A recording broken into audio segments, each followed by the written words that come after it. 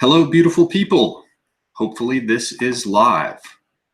I'm heading over to make sure that the stream is up and running. Bear with me momentarily. I do apologize for the pause, for the delay. All right. It looks like we are live. And we will be waiting to see who rolls in to the chat.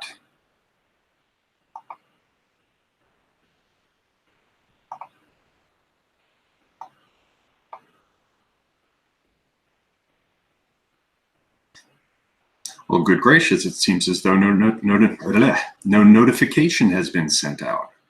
We've got a king salmon fish. Hello, thank you for joining. We'll give it a couple of minutes here and see when people will roll in. It is a Friday night after all.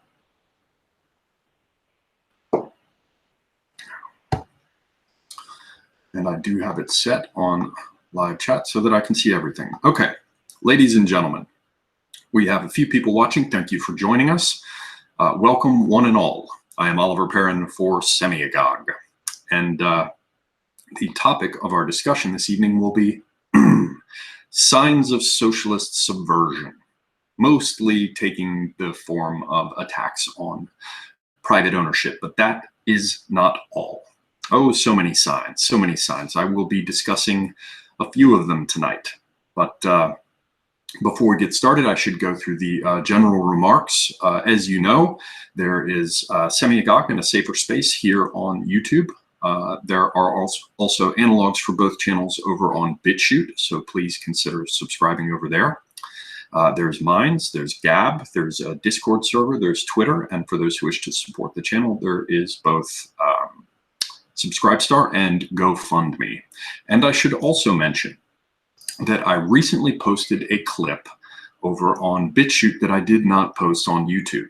I didn't even make an announcement of this clip on YouTube. It is only available on BitChute, and it contains content that, you know, probably both sides, as relates to this issue, will find controversial. So consider checking it out if you like. It is over on BitChute, and I will say no more. There are links to the BitChute channel in the description box below, I believe. If they're missing, I will plug them in later. All right. So our topic, as I said, for those of you just joining us, will be signs of socialist subversion. Things that I've been noticing. I've been working recently, you know, day job type stuff, earning an actual living.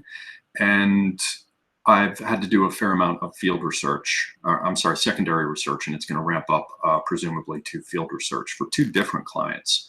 And it has a lot to do with the Internet of Things and edge computing and Internet 3.0 and Industry 4.0 and all these sorts of things that have their own little taglines, their own pretty little designators.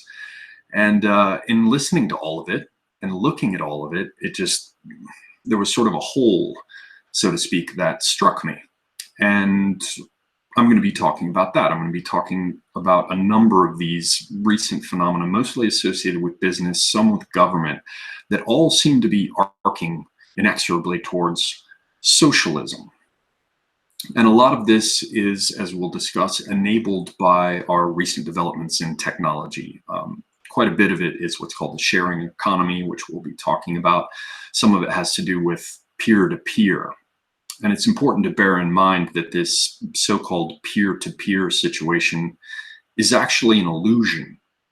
We're always told how great it is when people can directly connect. We hear about disintermediation and disruption of whole industries, like we're seeing with blockchain or smart contracts. That's a lot of the stuff that I've been looking at with consulting work related to, let's just say, to Internet of Things type stuff. And it seems to me that this whole peer-to-peer thing is a sham. There's mediation all over the joint, mediation and control, while those celebrating the fact that the glorious future is now are viewing the whole thing as a person-to-person interaction, a kind of utopian wonderland. The reality is that ever more centralized control is being established. So take YouTube, for example. Here on YouTube, we're told we can speak directly to our audiences. Well, how's that been going? On Patreon, we're told we can support creators directly. It's all between us, right? Except it isn't. And the illusory nature of all of this becomes more clear the more you look at it. So let's start with sharing economy. The whole idea is a delightful one, sharing. It's all about sharing after all. Isn't the sharing economy wonderful? And everybody can make a little bit of money on the side. Now, for those of you who don't know what the sharing economy is all about, it's things like Airbnb. I know that and for those who don't know what that is, that's where you can, go to a website and rent time in someone else's house to have a vacation for less, have a different experience, maybe get out of the goddamn hotels. So it's pretty cool in general. There are other ones that have to do with like odd jobs around the house. There are a number of these where basically some service provider steps into the middle and connects people. Well, sharing economy is one dimension of it. We also hear it referred to as a collaborative consumption. The term was popularized apparently with a 2010 book entitled What's Mine is Yours: The Rise of Collaborative Consumption. Sounds great, right? Doesn't sound like commie shit at all. But it's not a sharing economy. As others have argued, it's an access economy. All that's happening is that consumers are paying to access someone else's goods or services. People basically want more for their money, and they're willing to allow companies like Airbnb that I mentioned to mediate, to provide them access to what they want. Now, of course, that's not a new idea. Don't let any of them know, however. I mean, if you want to see something similar, look at coin laundries, for fuck's sake. We have for a long time made it possible for people to share their things. I mean, in the B2B sector, there's a lot of stuff with, business to business where you can rent, huge construction equipment and the rest from other people who made the capital investment. I mean, it's been around forever. None of these ideas are new, but they love it because it has that feeling of sharing. It's all about sharing, when in fact it's about access, and it's commercial. And it involves people shoehorning themselves in and mediating. So it is not at all peer-to-peer. As I said at the outset, the whole thing about any of this stuff, this tech-enabled revolution in how we do business, it's not peer-to-peer. It's an illusion. You have to bear it in mind as we go through each one of these steps.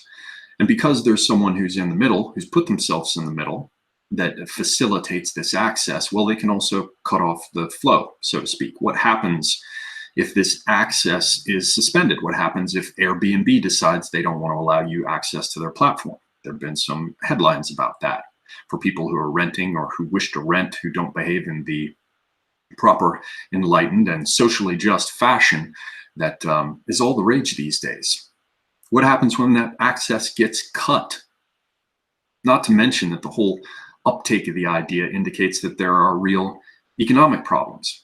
People don't rent out rooms in their house or even leave their own home so they can rent it out to others, staying with a friend or whatever. They don't do that when things are good. Taking on a border, even temporarily, has always been a sign that things are tight. But now we're supposed to celebrate it? Not that I'm against it. It beats hotels, and you can often open the windows, and in hotels you can't because they're afraid of suicides. By the by, I have a friend who worked in hotels for a while, and just for the short time she was there in a management position, there were like 2 or 3 suicides. Just crazy. It happens all the time in hotels, and you can't open the windows, which makes it a stinking, stuffy place. I hate hotels, but none of you probably care. The point is that if companies like Airbnb weren't such meddling political activists, it wouldn't bother me so much, because they do provide a service. But the so-called sharing economy is just one aspect of this insertion of companies into an intermediate position, and then they start cutting things off, cutting people off based on, wrongthink, if you will. Interesting stuff. Then we've got Lyft, and we've got Uber, and the idea of revolutions happening with cars and stuff going on with scooters, that are available in urban environments, and bikes, electric bikes, these kind of things. I think Uber has a program that is, has to do with bikes as well. Well, in the old days, I think about all this kind of stuff where a centralized network is speaking to everyone's vehicle and has control over certain features or things that happen with that vehicle. In the old days, it was OnStar. And I used to joke, they're like, oh, it's so great, I got OnStar, and they can remotely unlock my doors for me. These days, I think they can even remotely start your car for you. And what these people fail to recognize is you can be remotely locked out of your car and have your ignition disabled. What more proof do you need that you don't own what you paid for? Ownership without control is not ownership. It's rent. It's worse. It's like a kind of revocable privilege. And I mean, I rant about this all the time, and I have a number of friends who probably think I'm crazy because of it, but I'm always bitching about how the electronic devices that surround me, they're not mine. I had this damn Samsung smart TV, and I heard about how they had microphones on and they have cameras on them and the rest. But worse still, in my opinion, is the fact that it's not my goddamn television. I'd sit down in front of it in order to watch something. It's connected to a network, and I'm going to watch a movie or something online. And I have to sit there for 20 minutes while it downloads an update. And I don't get to decide when it does it, how it does it. I don't have control over it. My access to it can be cut off by the people who claim to have sold it to me. And I'm old enough to remember where I owned my computer. You had system software that came with it. You bought software from the company and you had disks and it was yours. Now everything is a subscription. So I'm going to cut in here because I wanted to talk about Lyft and the rest, but I want to hit this everything as a subscription, everything as a service that's coming in. A couple of the things that I had to research for my clients, they were related to big trends that are coming in the tech space and things that we should all be looking at and aware of. And one of them is this idea, they call it XaaS, which is the AAS stands for as a service. So XaaS means anything as a service. It's like collaborative consumption. These people like to spontaneously generate the most ridiculous, like dog Latin, specialized language work speak, and it's kind of tiresome. But you've got XaaS. What does everything as a service mean? Let me give you some examples. One that they have, and it's separate, they call it OaaS, which is Office as a Service. It's kind of like these WeWork collaborative workspaces and things that are happening. Basically, it means nobody owns anything. Anything that you would traditionally own, you don't really own. You have access to it as a service. And because there are terms of service, well, hopefully you're beginning to see the picture. The thing that previously you owned is now so much more conveniently made available to you as a service, except the service can be cut off. Aspects of the service can be leveraged, as they like to say, I prefer the term exploited, in order to push a social agenda. We see this kind of thing with Airbnb, where it's like, you're bad, so you can't be on the platform. Everything as a service. It's huge. If you're dealing with, white collar jobs, particularly anything having to do with tech, communications, media, you're going to have heard of this stuff. You're going to have heard of many of the things that I'm going to bring up tonight. But this business of everything as a service, how it becomes more convenient. Well, I mentioned Office as a service. Who really cares if you get locked out of your office, right? I mean, you can kind of work around it. You can do something from home, right? You have an internet connection there. You can work remotely. Well, when it comes to cars, you're in a different situation, aren't you? Because you're talking about freedom of movement and transportation. So nowadays we have Uber and Lyft. I love Lyft. Lyft is basically just a slight misspelling of left. And immediately you saw a way in which Uber was set up as the evil. They created this dichotomy immediately. It's how you've got commies, whether consciously so or not. You have commies involved when the first thing they do is create dichotomies. I don't mean just like Coke and Pepsi. Lyft and Uber, when they came, when Lyft came in, it was all about how Uber was horrible and the ownership and management. They're evil people. They're sexist. There's bad stuff going on with their cars. Left, they're the good guys. Lyft, left. And while both companies are introducing new centralized form of tech mediation, new forms of control over your transportation, as I said, and while both companies are significantly eroding the notion of private ownership of transportation, Lyft has as its actual explicit stated goal the elimination of car ownership. Transportation. Transportation in this day and age is part of freedom of movement, isn't it? If you get deprived of transportation, you can be deprived of work. Crazy stuff. But this is all about convenience, of course. What happens if Lyft and Uber drivers won't pick you up? Well, I guess we can have recourse to all those small taxi companies, the patchwork, the mosaic, the brilliant, diverse mosaic of small mom and pop and larger taxi companies around the country. I guess that's what we'll use, except they're gone.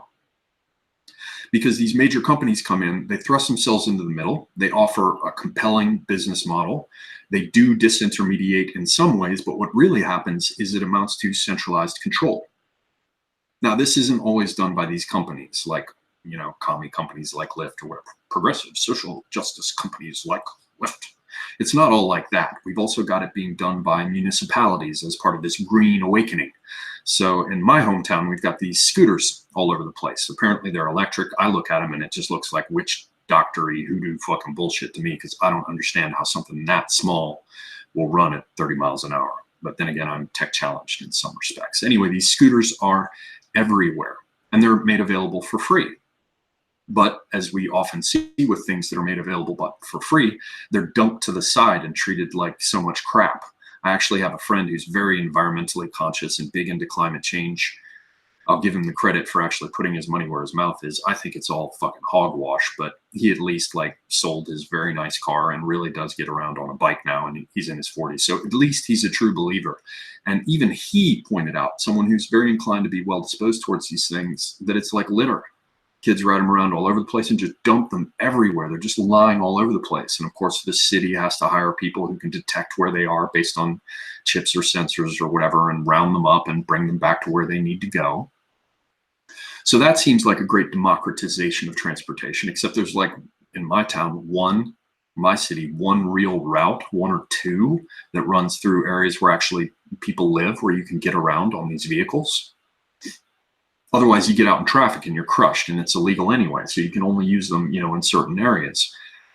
And what happens, you know, what happens if the state decides to take them away, or the municipality? They're gone. And the ways in which limiting features are introduced. So if they're in an area where there are people pushing strollers or trying to, you know, clothesline you with a dog leash while you're on your bike or on one of these scooters, they have a sort of, you know, remote speed regulation, kind of like a governor or something, you know. So while they'll do up to 30 miles an hour, you come into certain zones and they slow down. It's just kind of like turning off your cell phone service in areas where they don't want you to be able to communicate. And as I said, obviously these things can be gathered up and taken away anytime the local government decides to do so. Same with these public bikes, or even these arrangements made through private services like we're seeing promoted with Uber. As I mentioned, freedom of movement is a very big deal, yet we're turning over control of how we get around to private companies, or we're allowing such companies to insert themselves into the process in ways that cut out all the competition. Again, how many different taxi companies were displaced by Uber and Lyft, and now we have just two so-called alternatives, as my friend Tim often says. If anybody tells you that you have only two chances, put your hand on your wallet and back up, because it's probably a scam. So, and as I mentioned before, also Lyft is in the middle of like publicly saying they want to get rid of all cars. Get rid of all cars. I mean, that sounds beautiful. You think, oh, the reduction in urban congestion. I would rather reduce the urban congestion in other ways, like repatriating people who are here illegally, for example. But the idea is that these city centers would be beautiful and more green. In reality, we'd all be sucking at the government tit, and there would be a great deal of regulation involved in it, because there always is. Now, the next thing I want to mention is this idea of what's being bandied about quite a bit as the gig economy. And the basic idea is, wow, you know, it's the gig economy. If you don't like where you're working, you know that you can pick up, you know, catch as catch can type work all over the place. It's readily available, and you kind of jump in and you jump out when you don't want it. And that's kind of like going to a temp agency. I mean, I suppose it's a little better.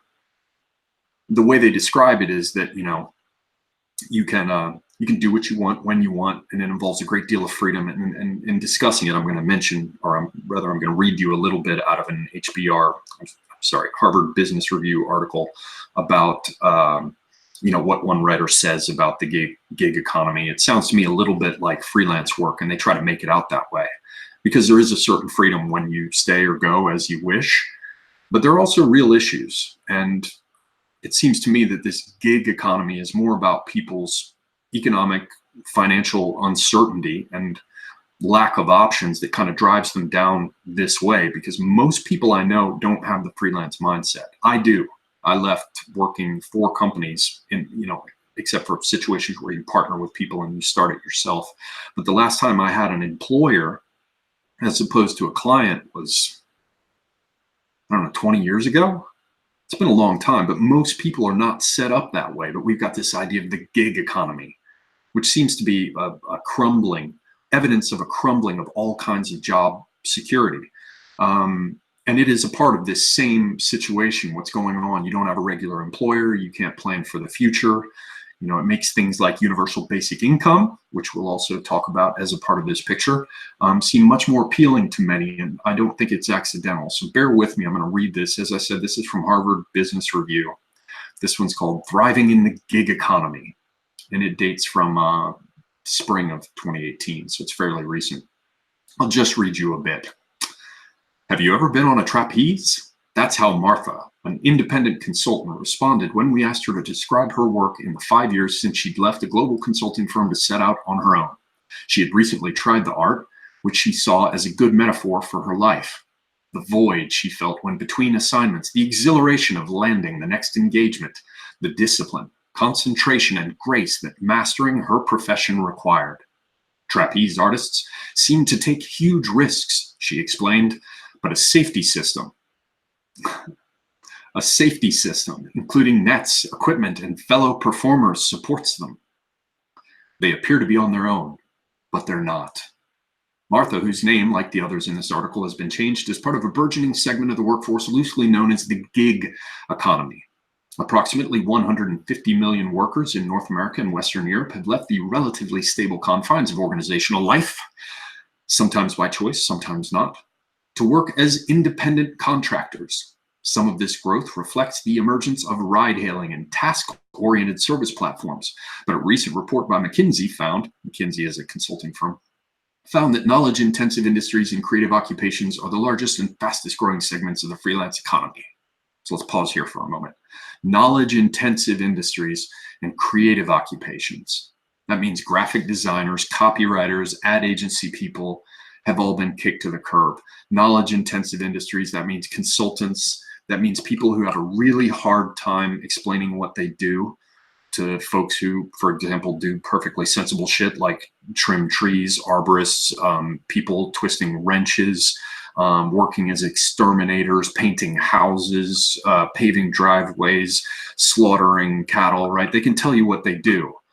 These people who are out of work, who are being driven into the gig economy, are what they say knowledge intensive, come from knowledge intensive industries and creative occupations.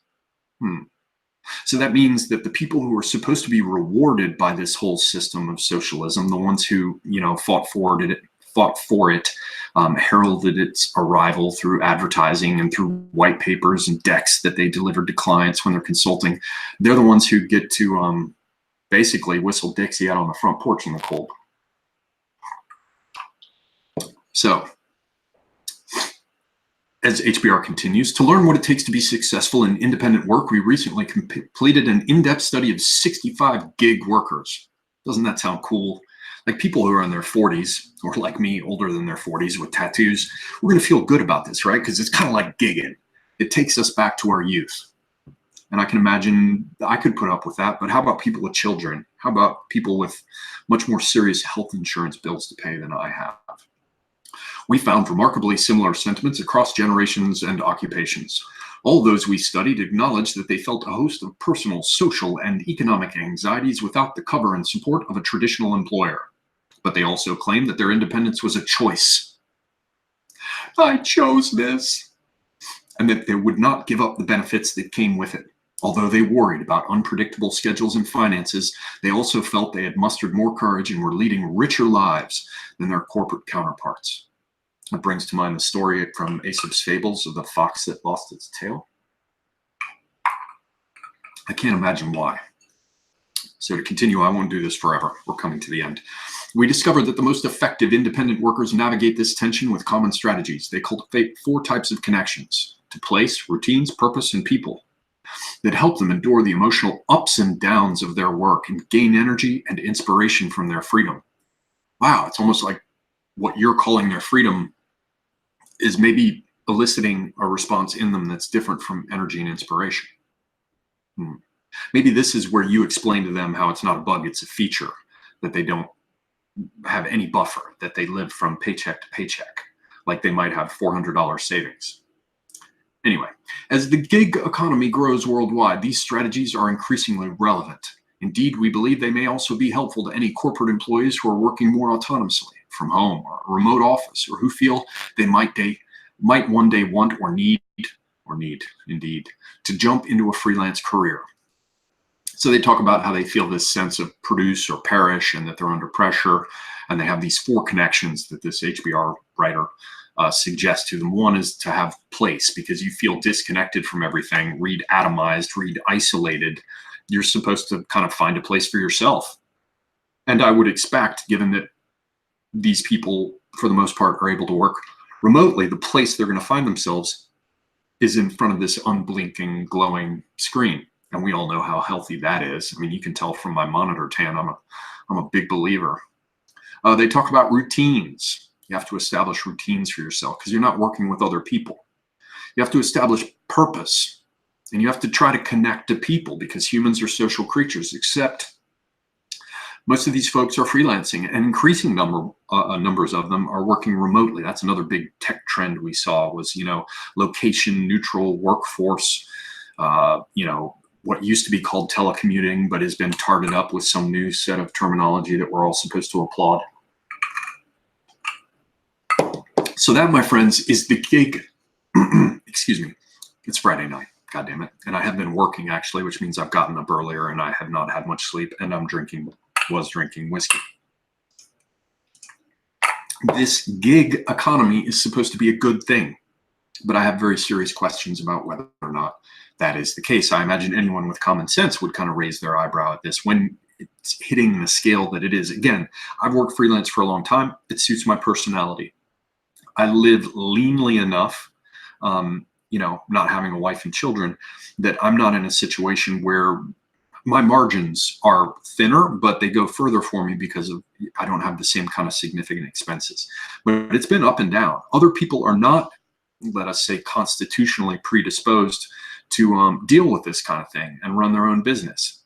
And I guess the basic idea is they can suck it if they don't like it. Much like, people are treated with Amazon. We're told what a great gig it is as a part of the gig economy.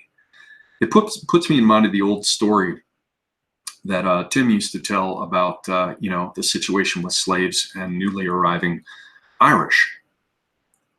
The fact is that during the late period of slavery, after the borders were closed, there was still smuggling, but it was illegal in the country to bring slaves in from outside. You could only, use and trade in the ones who were born within the country. So there were fewer and they were more valuable. And a lot of laws got passed, among them laws stipulating, they varied state by state, but stipulating how they had to be treated and cared for and provided with shelter and food and clothing and medical care when necessary. And then suddenly all the Irish showed up. I guess they were the first pioneers of the gig economy. And, if you didn't like how it was going as an Irishman, you could piss off and die in a ditch, literally, because there was another one.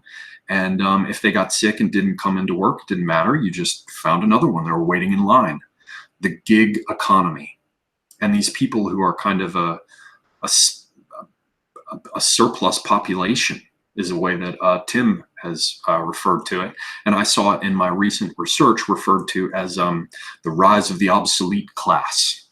Boomers are beginning to slide into that category. That's part of the psychological framework within which so many young people refer to folks who have nothing to do with baby boomers like me. I'm a Gen Xer. They're like, you're a fucking boomer too. It's easy for them. There's boomers and then there's everybody else. They sort of recognize millennials. So it's like millennials, Gen Z, and boomers is their framework. And the boomers are the people who aren't with it.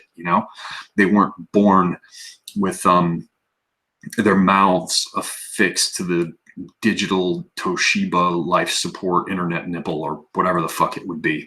And a lot of these people, are not that capable. They as regards innovations in technology and how you work with them and around them.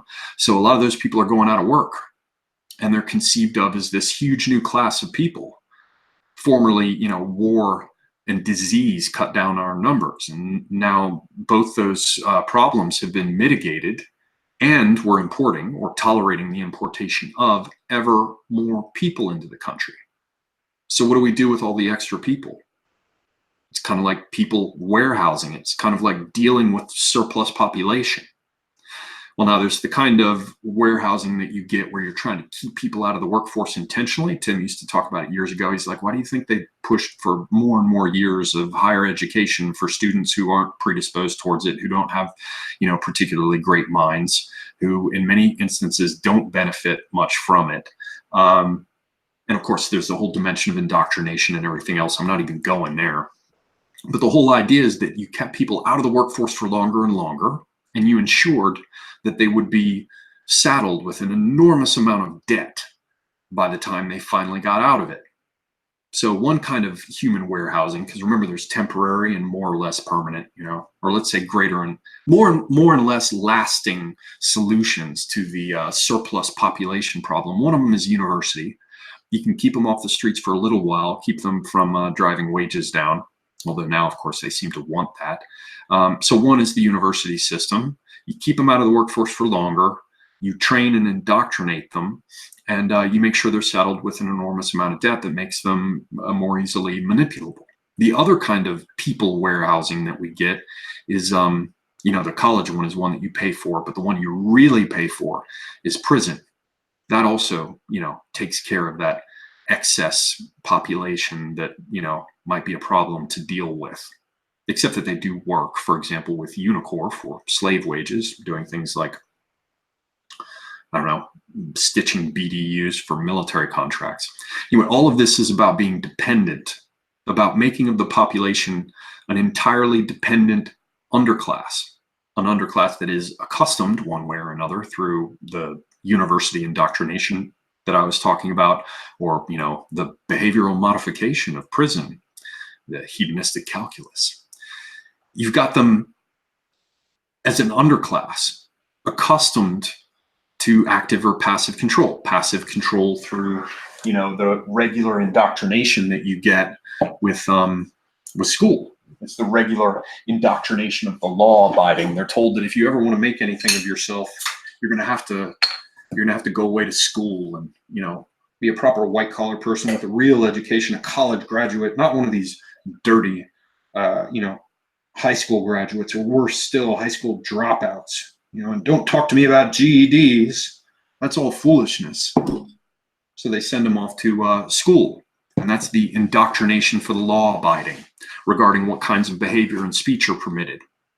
Or you've got active control rather than passive, which you get with the university students. You've got active control of the lawless. And either way, you can cut them out of the workforce for a time, and while you're at it, give them a good dose of, CBT, cognitive behavioral therapy, to help them get their minds right. And we're going to have a lot of people who need to get their minds right. Taxi drivers, we were talking about Lyft recently. They could simply, with them at least, they could simply move over and start working for Uber and Lyft, or whatever the fuck it's called. But what happens when thousands of truckers are out of a job because of self-driving trucks? Well, don't worry. Even now there's talk of a safety net, a solution that ensures that nobody slips through the cracks, as they like to say. And that would be universal basic income. All these exciting little things going on. For those who are just now joining in, I apologize. I've been rolling through this. I have not been able to look at the chat because I have to refer to my notes and keep my head clear to try to follow this winding skein. How the fuck do you say that? Skein? Anyway, I am discussing ways in which we're seeing socialistic developments carried forward, types of socialist subversion, but they're outside the realm of what we generally are aware of. We look at what happens on the news. We certainly see censorship and the rest. Everybody's aware of, fake news and the idea of the media being up to things, but and we hear in a disconnected way about somebody being banned from using Airbnb or being pushed off of Patreon or being censored here. We've got the idea of woke capital, which we'll be coming to. But I'm trying to look at all of these things at one time. And so that's what you have dropped into the middle of. We're about to discuss universal basic income, but I should say here at this little, point of pausing that I often think about, Tim mentioned this to me years ago about how Mao was supposed to force China to undergo 2, 3, I think it was 3 full cultural revolutions, and they only got like 1.5. And as a consequence, the entire sort of transformation of Chinese society didn't happen. And so they're having to deal with this like half reformed creature. And they've had significant problems ever since. I mean, the traditional clan structure and how it remains, the traditional regional divisions, all these things that would have been taken care of by 3, I think, solid cultural revolutionary phases, and they weren't able to complete all of them. I often think about what happened with the United States, because we had a first cultural revolution in the 60s, Hart-Celler Act, we've got LBJ, all the kind of crap, welfare and all the upheaval with commies and Black Panthers. I mean, the Kent State and university stuff and Minutemen and protesting the Vietnam War. That was a big upheaval. And it's referred to as this sort of like, central point of orientation by so many people. And then we've got this business with a second one that happened. And a lot of these younger people don't know about it, but political correctness started out in the 90s. And I was in Berkeley in the 1990s and caught it full in the face. I was like country mouse coming out of the southeastern US and ended up in Berkeley. And it was crazy to me how people talked, how they behaved. It was like they were mad. And around that, about that time, you got the book by, is it Bernal? I can't remember, but it's Black Athena. And you got the idea that, the Greek Ptolemies of Egypt were supposedly Black, and Nefertiti, who was a Hamite, was supposedly Black, and that's when Wind Shuttle did his book, The Killing of History. There was a big push for political correctness, and it went through in the 90s. And at the same time, you had like the lead up to the magazine Mondo 2000, the appearance of like the Mosaic browser and the internet. People first started getting email. If they were in universities, they got it earlier, but the first time I saw it, and I was living in the Bay Area at the time, so I was like first adopters. I used to log into the well in San Francisco. That was the early 90s. That was like the second cultural revolution. And now I think what we have is the third one coming through, and it was supposed to go through in a situation where Trump lost and Hillary Clinton was in charge, and it would be like Merkel, Macron, and this gang making it happen, while slobbing the Chinese knob and, basically being sure to give everyone what they needed and to take in accordance with ability. So all of these things that I'm talking about now, the universal basic income we're about to discuss, the stuff about the sharing economy we already went over, the gig economy, Lyft and Uber and all of that, these are all examples to me of how this is moving forward on a number of different fronts at one time. And I shudder to think about what would have happened if we hadn't had the speed bump, or if they, the commie, globalist, socialist, utopian, whatever you want to call them, if they had not experienced the speed bump of Trump. Imagine what this would be like, because this is what they're able to muster, even in the face of the challenge that has suddenly appeared that certainly put them on the back foot for a while. It's like a third cultural revolution, and they're rolling it through now, but they're having to do it in a half-assed way. Anyway, I will get back to this idea of universal basic income, and it has been described as a periodic cash payment, unconditionally delivered to all on an individual basis, without means test or work requirements. But I look at it a little bit differently. If I'm getting paid, then I'm employed. And in this case, we would all be employed by the state. They would take our money to give some of it back to us, and in the process become involved more intimately in every aspect of our financial lives, beyond the extent to which they've already done so with taxes. And I don't give a shit what Andrew Yang thinks about it or his friendly followers. As I said, in this sort of situation where I'm on the dole getting paid by the government, I'm an employee. If I'm receiving a universal basic income, I only have one job. And that is, I guarantee you, to elect people who will give me more and more of it. Fact. Guarantee you, that is the job. Anybody on UBI is paid to ask for more. And you know what? It's going to be the kind of work they love because it's going to come so naturally to them. And what happens if the state decides that people's lifestyles need to change, that their behavior needs to change? What happens then? What happens when certain restrictions on purchases are introduced? Surely you don't want people to be able to spend that money on cigarettes and alcohol, kind of like with food stamps, right? Can't do that. So surely some things shouldn't be paid for out of UBI, right? Right? And once the precedent is set, what's to stop the next social engineering intervention? And the next? And the next? Have we ever seen it go any other way? No. Indeed, we have not. If the Lord can give, the Lord can take away. And it creates a massive client class dependent upon state handouts for survival, far more than anything we've ever seen with welfare. Because remember, the whole idea with UBI is that we're going to get rid of welfare and actually, so they claim, cut the expenses by giving it to everyone and making it straightforward and simple. It's a basic, safety net income, $1,000 a month or whatever it might be. Or if you're a married couple, you might get $20,000 a year, and it's just a baseline, and it's supposed to motivate you to do other things. What's going to happen is that it puts everybody on the fucking dole. And as I said, everybody's going to have a job. And you know what that job is going to be? It's going to be to get more UBI. Because once you got them on them, got the monkey on your back, it does not get easier. You want more of it. It's the nature of it. Absolute nature of it. There is no way around it. And everyone gets used to the idea. They love it. UBI, universal basic income. Now, as I see it, training wheels are nice to have when you're a child.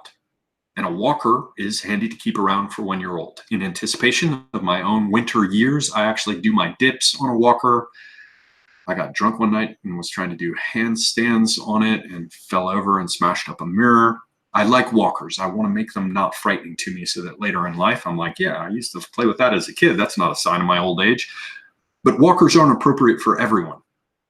Just like training wheels are not appropriate for everyone. But these fucks have taken it so far that we will raise people who, across the entire span of their lives, will never have done anything without training wheels or a walker. What do you think that does to people? It's kind of like growing up in a low gravity environment. What happens if you were raised in space with the cushions of the lower gravity, the safety net to protect you, never really confronting real shit, and then you have to hit the real world? Imagine your bones shattering under the force of the real world gravity that you had been protected from, if you ever were actually exposed to it. And how do those people feel to you? What do you think that's going to do for the country? How would that go if we're all raised that way with our training wheels and our walkers, or floating around in our little safe space, trigger-free, subsidized sphere in the depths of space? Again, you come to Earth, your bones shatter. What good are those people? Are they good when there's war? I've been to Russia. I had to take a piss in some sort of public park, and it was the middle of winter, and they had all these people who were ice skating. They basically put water down on the paths of the public parks and over these huge, vast spaces. Because remember, Texas has nothing on Russia. Russia has huge open spaces, and they use them. So they got these giant parks, and they've got these sidewalk areas that have been iced over, and everybody's going back and forth across these vast areas and ice skates. And I'm like, man, I was in between some field research. for a sportswear company. And so I went to go try to find a bathroom, and I ended up like going in some side door to a public gym or something. And I've told this story before on some of the old clips on the channel, so forgive me if you've heard it before, but I ended up stumbling past like the changing area looking for the bathroom, and I kind of opened the door to this room where everybody was practicing gymnastics. And they were fucking badass. And they weren't dressed up in, you know, all the pretty Nike stuff and the clean new sports shoes and the outfits, the whole thing of fitness as a lifestyle and all that kind of crap. They were in sweaty, dirty clothes, and their warm-ups. I mean, I saw about 40 seconds of it, and it was a warm-up for something having to do with gymnastics. And these guys were leaping and running in a circle. It looked like a trainer was working horses inside a circular fence, and they were kicking ass. They were hardcore people. And we take people raised on the dole, raised in their little space capsules with their brittle little bones, and they're supposed to go to war with them? What about politicians? What about thinkers? What about negotiators? We've got this dribbling, drooling, slobbering class of people who really get anxious if they get too far from the bottle. What happens then? So yeah, so much for my notions about universal basic income. Now we come to woke capital. And this is the clearest example of private companies being used to influence social circumstances and politics. We had all this stuff with Gillette. That wasn't so long ago. Surely all of you remember Gillette. All the crap with the NFL. We just recently had to suffer through another Pride Month, which makes me feel proud. I don't know about you. We have the stuff with Disney and Warner Media and Netflix, you know, threatening to crush Georgia's new film industry if they push back against the pro-choice agenda. It's a strange deal. All these companies, all pushing this way. There's so much of it that you see. If you don't do consulting with major companies, big ones, transnationals, ones that have huge HR departments, and you know, they got the VP of this and the VP of that. If you haven't dealt with those kind of people, you have no idea how riddled all of these organizations are with this weird social justice, quasi-communist crap, where it manifests as types of religions. Most of you will have no idea what I'm talking about, but there are all these books that are sold to people who are involved with business. And really, they kind of feel to me like, what is it, Calvinist ideas? I'm trying to remember. Is it Calvinist where if you're doing well, it's because God loves you? And if God didn't love you, you wouldn't be doing well. So there's no question about it. Can't remember. Anyway, the point is that they've got all these weird things. It's like the chain letters that people send out where they're like, you know, receive this letter in the mail and put your signature at the bottom and pass it on. And wealth will come to you. This weird, like the shit my grandmother used to watch on television when she wasn't listening to Jim and Tammy Baker. It's like, you know, you listen and you sign and you join up. And if you really just believe, the money will come. There's so much of that going around, but they tart it up with all kinds, you know, for designers, it's design thinking. I shouldn't say that. That's not fair because that's really just, there are some things about that that are sensible, but it goes further. Like I'm trying to remember, there's one called The Fifth Discipline that was big like that. It's like quasi-religious. It's like people in the know who have these certain attitudes. And the whole thing about greenness and sustainability has been pulled into that world as well. But it's all like a species of who was that guy who had people walk around on fucking hot coals to believe they could do it?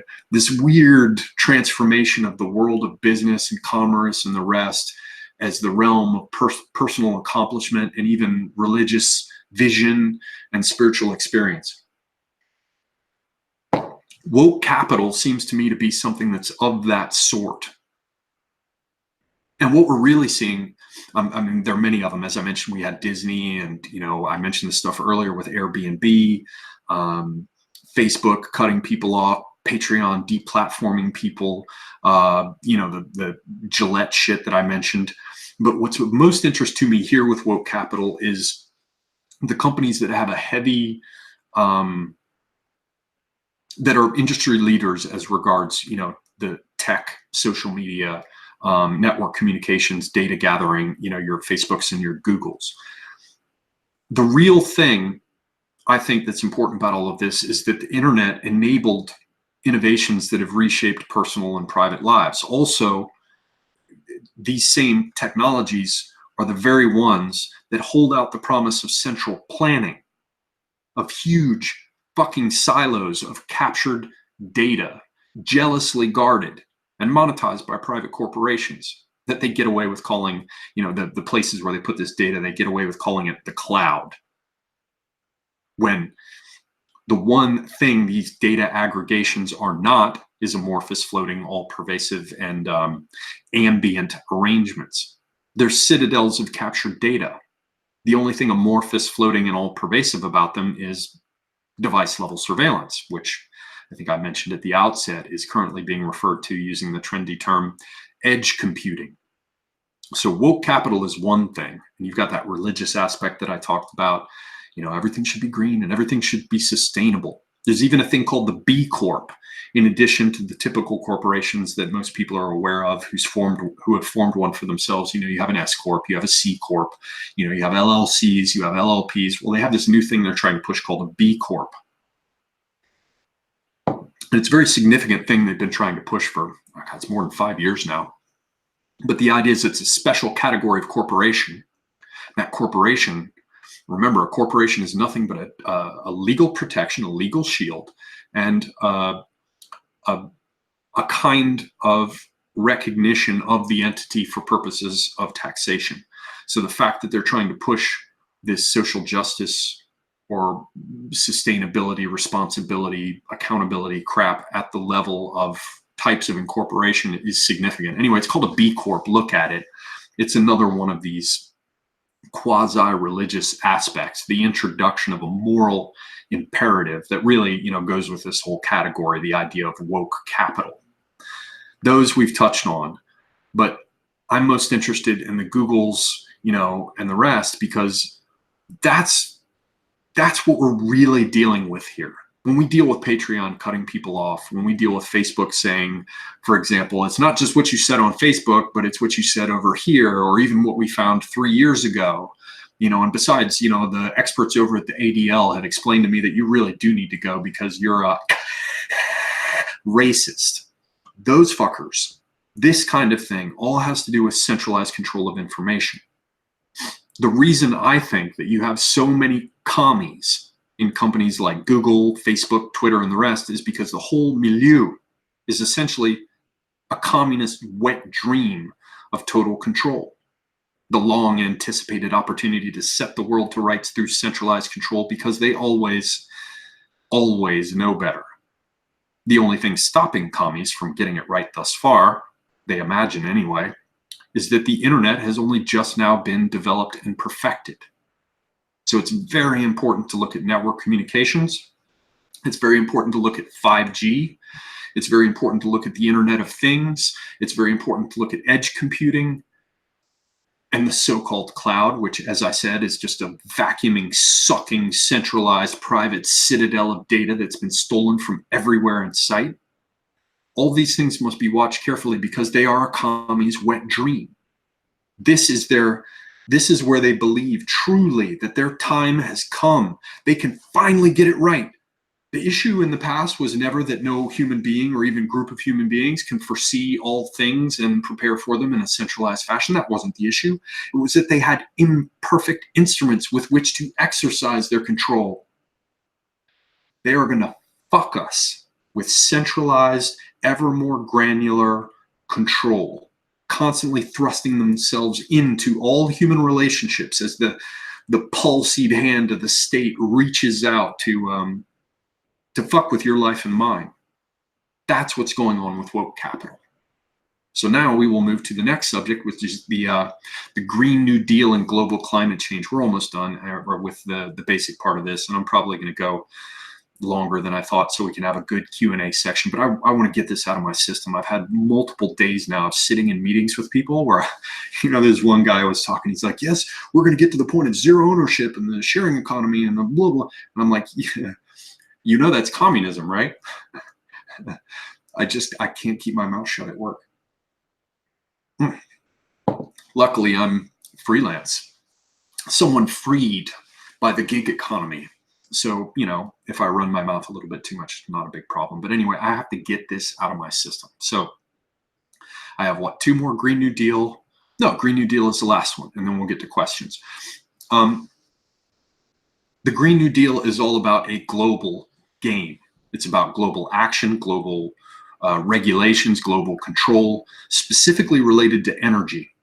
And almost every building needs electricity. It needs heating and cooling. And almost every vehicle, really every vehicle, every modern machine, every professional workshop or factory, every private kitchen or laundry room, all of them requires energy to run.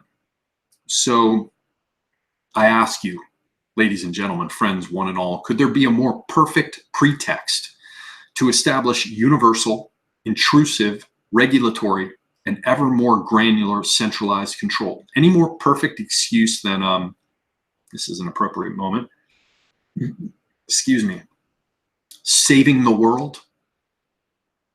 I think not. I can't see any basis that could be better for them to exploit, to leverage, as they say, to get everyone up and, you know, worked out and exercised about this notion of what has to be fixed. Global climate change problems demand global solutions. Global solutions, to be all-encompassing and policed as we know they must be centralized. And all of these things have to be applied universally across the board, which means global centralized control and an absolute moral mandate, because it's all about saving the world, which is why we've seen the same fucking commie story applied over and over again. So, Green New Deal, climate change, all of it, all this stuff that we've been talking about, the idea of this woke capital, the idea of universal basic income, of our surplus populations that have to be taken care of, and thereby set the stage for them to say, well, it's funny that you should ask about what to do about all these unemployed people since we destroyed the economy here. It just so happens we have the solution you need, which is UBI. We've got the gig economy, as I discussed. We've got this business with Lyft and Uber and scooters and all the business of forcing yourself into a situation, taking control of this whole network of relationships for transportation, and then having the ability to withhold the service for those who might speak or think things that are unacceptable. Disappearance of private ownership, the idea of everything as a service, office as a service, XaaS, as I talked about earlier in the discussion. Sorry for those of you who are joining late. We've got the idea of the sharing economy, the so-called sharing economy, which is also called collaborative consumption, which to me sounds like, how do we all give each other tuberculosis? But that's, you know, another subject. All of this, the whole peer-to-peer illusion, where you've got this invisible set of relationships, but they're all surveilled. The idea that you have freedom when in fact your pathway is tightly constrained or controlled. It puts me in mind of that book, Buildings in Power, that I've recommended so many times, with the great example that's used in the introduction, where they talk about these clear plastic tubes in Charles de Gaulle Airport, in one of these sections of it, not the most recent. But the idea is you have the illusion of being in this big open space, passing through this clear tube to go somewhere. But it's like a hamster in one of these habit trail tubes.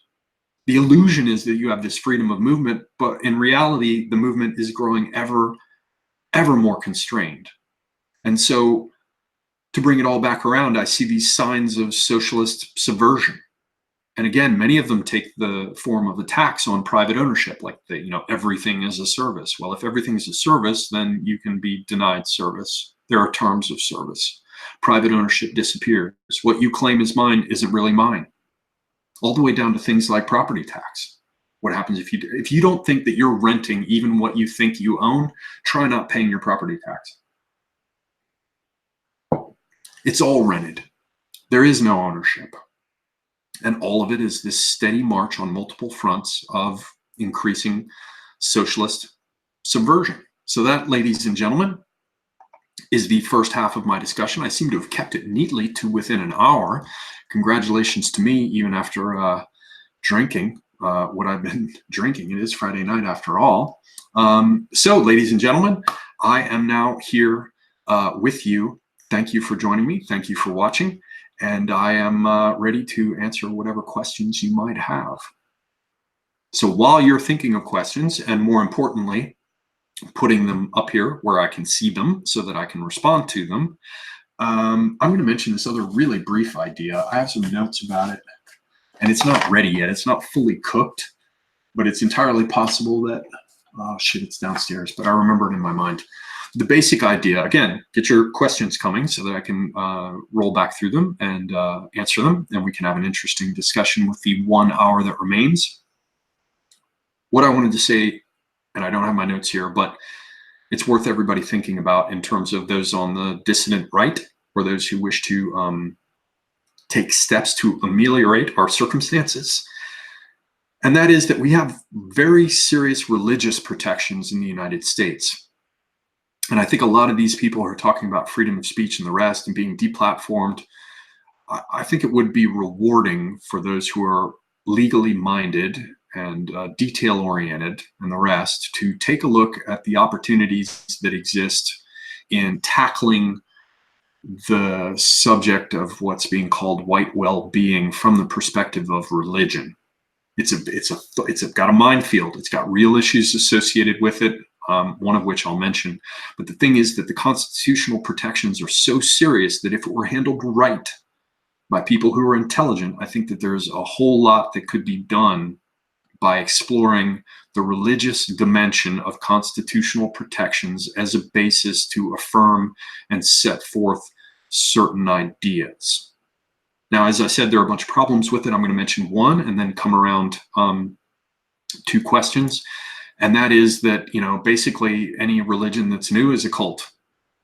And a cult that hasn't been around for long enough is not yet a religion. And that's how they cut your legs out from under you. But it is something that is worth consideration. Because again, the constitutional protections and the precedents for those protections enshrined in law are significant. So I am now going to take a look at these questions. I'm just going to look back a bit because otherwise I'd be scrolling through all this whole thing and you guys are probably to a large extent just talking shit. But I want to see what y'all got here. Do we have any questions? Come on now. I know that Proud White Settler has questions or some shit to talk with me. Come on now, peoples. It's your job. Let's do this together. It's the sharing economy. Can't you motherfuckers come up with some questions? Opinions on reparations for the blacks. That from Louis the 17th. I hate to say it, but I'm just going to take it down off the shelf as Tim presented it to me. I think they should be paying reparations to us. And Tim has covered that. That's how I feel about that. Otherwise, it's the normal kind of, this is clown world, and this is the kind of shit that we have to suffer through these days as they attempts to agitate and create as much problem between the various elements of our so-called societies, as they can. Where's me black and tan laddie? All right, how far do I think things will go with Iran before 2020? That's from Real Person 1000. I do not know. I recently did a clip with Tim called Iran Again. And it seems to me that the way I viewed it there is still holding solid. If you kind of take that Iran clip and the one right before it, where Tim was more, let us say, Tim had a greater sense, or expressed, I should say, more of a sense that he thought an attack was actually going to happen. It's somewhere between that previous one on Iran, the last one on my channel, and the one before it. Those last two, it's what I think is going to happen is probably somewhere between those two clips. But thus far, it's only a matter of days. My call on it in my last clip in discussion with Tim, I think has been borne out. Reparations for Poland? No, never, man. Poland's supposed to be screwed by everyone. Don't you know that? Of course, I don't want Poland to be screwed by everyone. I'm joking about historical circumstances. Und what is next, yeah? Prism is in the house. I expect there will be a good question shortly. What else do we have here? Any ideas for how to return to owning things rather than relying on services? Yeah, make them yourself. Get extra ones. Squirrel them away. And also, don't let the commies win. So Louis the 17th has given us a little tidbit from the Republican calendar, which sadly didn't survive as long as it should have. But according to this post by him or her, today is 3D, the third of Messidor in the year of the Republic, 2020. What is that? 2017. Would it be 2017 or 2000? No, CC is 100. I'm sorry. 227. I can't read fucking Roman numerals. Celebrating the onion. Yes, I forgot that for each one of these days or months or whatever, they had special plants that would be celebrated that were thought to be inspiring to the proles to get them working and producing. Adherent of Lady Columbia. Hello. To what degree do you see the chance of people pushing back against the socialist policies? While there is Silicon Valley centralization, there's also growing decentralization tech. Yeah, and there is apparently, what's it, Peter Thiel or whatever, who's kind of not, rowing in the same direction as the rest of the commies, or at least not in the exact same way. He's tied into a lot of incubation and investment in new tech stuff. So I don't know. I've looked into it a little bit, and I have to bump into it for work and work research, but I'm not quite. There are people who know more about tech who should come in and weigh in on that. I have my suspicion that Google's going to get slapped, Alphabet and the rest, but we're going to have to see. It's just beginning now. Sean L. asks, is Tim out digging graves? I think Tim's getting tired of talking about the same old shit, but I hope to talk to him again soon. Dawn Browning, hello. Mentioned sacked rugby player Israel Folau's GoFundMe is at 500,000 Australian dollars in 2 days. I have not heard about that. Shit, this keeps auto-updating. Here we go. Sorry, people. King Salmonfish says, have you looked into scalar weapons, Tesla's death ray? Tim mentioned crazy bullets. Yeah, I thought Tim was mad too, but then I went and looked, and they do have some that can adjust their trajectory en route. I'm not quite sure that they go around corners, but I don't bring that up with him because so many times I've been like, nah, you're full of shit. And then I go look and I'm wrong. So, ooh, Mr. Ixme is in the house. Hello. And by the way, we're supposed to do a online discussion at some point, and you've been dodging me. Don't think I don't know. Sorry, guys. You guys are probably way down the page. And I'm only now just catching up with this shit. BDB, hello. Says, do you agree with Trump pulling back? I do. Drone isn't equal to human life. You have to see my last clip about Iran. I think this is part of his promenade his victory lap he's running here, where he's like, look at me. I did not attack immediately. I care about human life. I am very different. Meanwhile, he builds an international consensus, and then Iran only has, or the people who want to force war with Iran, either one, doesn't matter, only have one option, which is to do another Iranian provocation. But with each Iranian provocation, it seems less like him flying off the handle and more like a good reason for the international community to come together. And all the while, Iran can't sell oil as easily. We sell more of it, and it all goes up in costs, so it looks good on our economic balance sheets. Check the previous clip. It's called Iran Again, and I believe that covers it. So far, it's holding. Tomorrow, it could change, and I could be totally wrong. Not King David says, so hard to muster because you all are so smart. I ought to be thinking on questions to ask you a week in advance. Nonsense. There's nothing smart here but the pain I feel when I step on my own dick. Disciple of Bugs Bunny, how's your reading list coming and have you learned anything?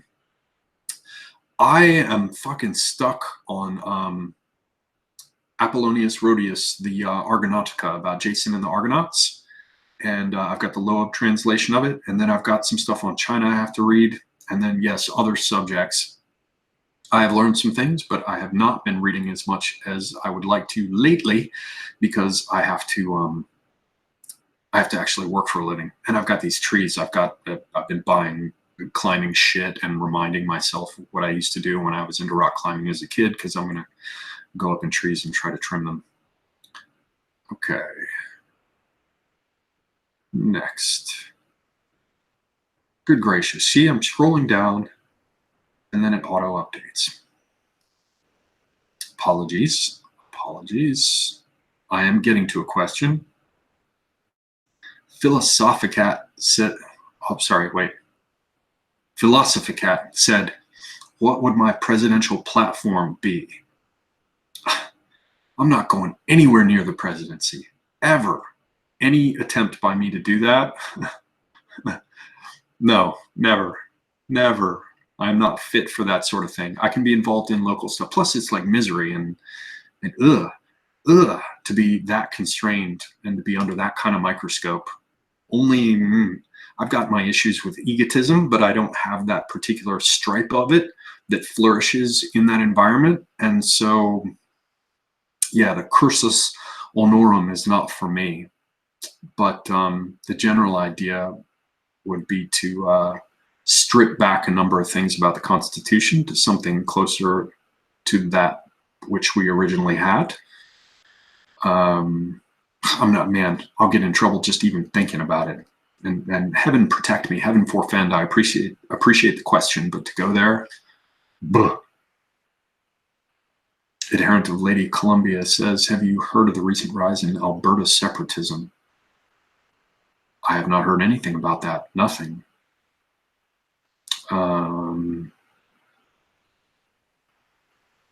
Cy Sharp asks a question. I should say that you should put the @Semiagog so that I notice it, because I'm still drinking.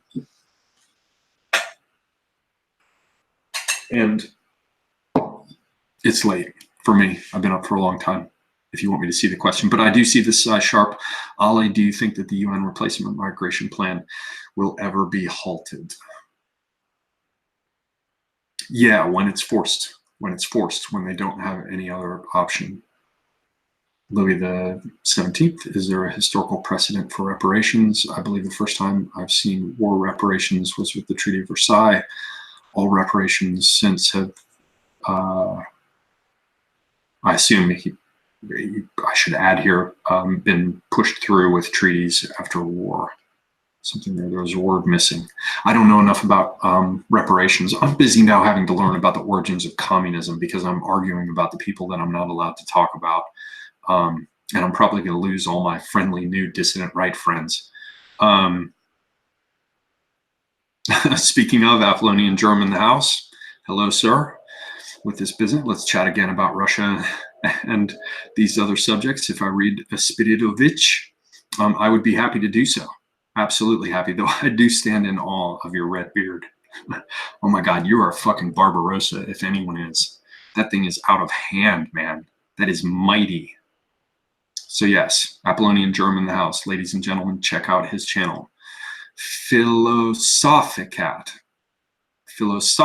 also has a channel, and I enjoin you to take a look and check it out. John Gore says Ali is regressing into his early boyhood. No, I am not. I was much more obnoxious, believe it or not. Okay. Lisa Button says something about Biden running. Again, you want to tag this if you want me to notice, but I see this. I think he's going to get knocked out early. There's somebody coming that we haven't seen yet who's being prepped now, maybe two, that are going to be much more serious from the Democrat side. And they may well pull the whole, Arnold Schwarzenegger thing. We may see an actor. Baron von Blair says, thoughts on what we'll do politician-wise after Trump? Can we return to lawyers? I fucking hope not, man. I really do hope not. I really, really do hope not. And I don't know what's coming after Trump yet. That remains to be seen. That remains to be seen. Prism says, I'm curious why so much occult symbolism is in music and with movies. Is it a case of the best art is stolen, or is there another motivation? I think, to be honest with you, I mean, I have to look at what drew me in, because I bought my first tarot deck when I was like in 7th grade or something, and I was like reading books on Ouija. And I remember my mom freaked out when I was in New Orleans because I ran off to find Marie Laveau's Magic Castle or some shit, some voodoo bookstore that I'd read about in voodoo and hoodoo. And I was a little kid and I was drawn to them. And I think it's the same thing that drew the heretical priests to such signs in, for example, the medieval period. And it's that the more a textual tradition gets locked in, the more we lose touch with non-linguistic marks. We tend to think of all signs that we read, we think of read as reading, as writing. But read is an old English word, and it means to heed or judge or weigh.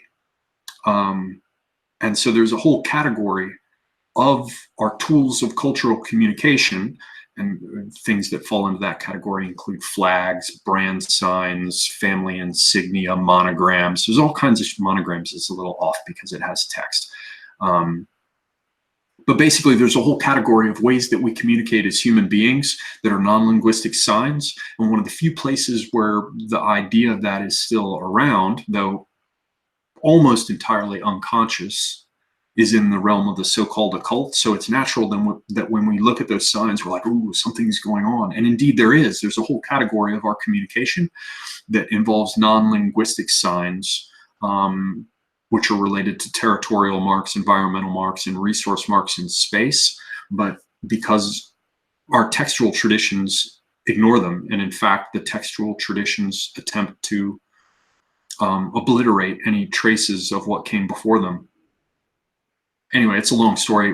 I can't get into it here, but if you're really interested in that, you should look at, if you haven't already, at the Marx and Marx Studies clips. There's a playlist of them on the channel. SD asks, which do you find more corrosive to the West, Russia under Stalin or under Khrushchev? I don't know, man. The issue is that during the period when Stalin was in control, we had all the stuff with Harry Hopkins and FDR and all the kind of stuff that Diana West talks about. Khrushchev, I'm catching up on things that are more recent in time, so I'm not qualified to say, sadly. All right, what do we got here? Jesus Christ, I'm way behind. I got to speed up here. Do I think taking in refugees is a part of reparations? I think it wants to be pitched that way. That's from Dawn Browning. Hello, Miss Dawn. But I ain't buying it. Fuck them. Fuck them. Fuck all of them. All right, I'm probably going to pronounce your name wrong, Philosophicat. I'm never dressing up like Legolas, and I'm never going to talk about the Lord of the Rings. I will, however, consider going out with a bow, but I need a haircut. I'm getting it cut shoulder length. It's too fucking long. It's a pain in the ass, man. Big Mac Daddy is asking if the whiskey is giving me double vision. Fuck off. No. And this is beer. I switched to beer. All right, what do we have next? Again, check out Apollonian Germ and check out Philosophicat. Seriously, they're good folks. Even when we don't agree, they're fucking polite. And I have actually there's one thing that I'm discussing with Apollonian Germ that I'm still exploring. I pretty much agree with Philosophicat on most things. But check them out, seriously. All right, super basic news. Do you think China is moving towards being a great enemy? I don't know, man. There are a lot of clips I've done with Tim about China. Check them out, take a look. Nothing has been updated since those things I discussed with him in those previous clips. Ispilto, hello, sir. My favorite pilot from down under, where they say might, where the A letter has an I sound. Anyway, I'll be annoying to you. What did you say? You're not meant to buy your deck. Someone has to give it to you. Also, Do you want to condense your mic? I have one lying around I can post to you. Thank you very much, sir. I have a better mic than this one, but my issue is getting the camera working with the separate mic and the software that I'm using that controls the various outboard stuff not being, it's not very sophisticated. So it's less about the hardware and it's more about me. If you were to send me a mic, it wouldn't fix me, sadly. But thank you very, very much. I appreciate it, especially given how far away you'd have to send it from. All right. Ms. April, you should know I said that you guys should flag this stuff. Oh, Apollonian germs out. Take care. Ms. April says, hi, Ollie. What do you think about Morsi's unceremonious departure from the dock? Well, he went bye-bye, didn't he? He's taking a dirt nap. What is it Tim says? Let me see. No, I don't give a fuck. Bye-bye, Morsi. All right. What do we have? El Vaquero. Today I learned that the food pyramid hasn't gone through mainstream scientific peer review. That means enjoy your milk culture and red meat. Well, sir, El Vaquero 555, I do agree with you. I absolutely agree. Abso-fucking-lutely. Drink milk, eat red meat, fuck the food pyramid. Philosophicat says, don't I like Lord of the Rings? Yeah, Silmarillion is the most complex of it. Mr. Hixme says when your hair gets stuck in your armpit, that's the worst. I've never experienced it, but I once was in a relationship with a woman with very, very long hair, and I have to disagree with you. The worst is when they sit down on a toilet seat and they sit on their own hair. That's just lean out of your window. Golden hair puts me in mind of Sid Barrett in a vile kind of way. And I can't sing, by the way. All right. Baron Von Blair is out. Catch you later. Philosophy Cat, do you consider yourself part of the, for lack of a better term, white nationalist movement, or do you see yourself peripheral to it? I see myself as in it now. There's a lot that I don't agree with. Particularly the thing about it's, you know, it's all Jews, Jews, Jews. And that's a long story. I think there's some truth to some aspects and crazy generalities that are being thrown around and insufficient precision and the rest. But I'll tell you this, despite all the disagreements, and there are many, and despite my despising socialism, nationalist or otherwise, I will say that I am a part of that, the white nationalist movement, specifically because the time has come where you have to just fucking say it. That's the most important thing, is that there shouldn't be any weird hedging about it. That part has to be said forthrightly and directly. There's no reason to, for example, have to claim special pleading for why a race of people, even if you want to argue about how it's defined, and I think that there's importance to that. Nevertheless, there's no reason to step up and engage in special pleading for why a particular group of people should be able to stay around. No, we should be here, and there should be no special apology necessary. And frankly, I'm just getting to the point where it's like, it's all bullshit. Someone just needs to say directly, no, no. And so to that extent, and for that reason, yeah, I would consider myself as a part of the white nationalist movement, with my reservations and hesitations already noted in other places and previously, you know, still borne in mind. Nevertheless, directly, yeah, I'm a part of it. All right, what do we have here? Jack Parsons and the Babylonian working. Yeah, or the Paris working with poor Victor Neuberg, who got sodomized by Crowley. Okay. Sorry, I was reading something from, God, it just shifted on me now. Fuck, where am I now? I'm lost, people. I'm not this old. Okay, yes, now I'm here. King Salmon Fish was first to join and comment. Thank you. Thank you for being here. Said, did you hear Trump make a brief comment about how we have missiles with technology better than anybody?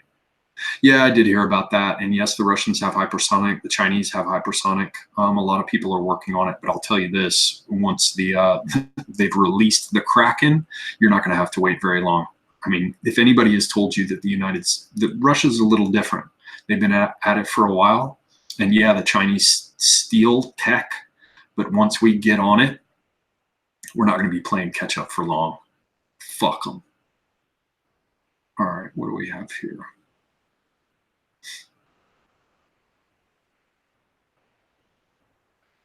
Not King David says, if civil war would be unavoidable, would it not be best if Trump stayed in presidential office? That way we keep the office on our side, or would that just prove dissenters right? I'm having a hell of a time. I've heard you make comments before, and I appreciate them, and I get the questions. I'm going to try to answer them, but your mind works very, very differently from mine. Very, like, radically differently than mine. And so sometimes I'm not sure what's going on. No, because that would be a violation of the current arrangement. I mean, we can keep him in office. I'm sorry, maybe I misunderstand you. We can keep him in office for the 2 terms.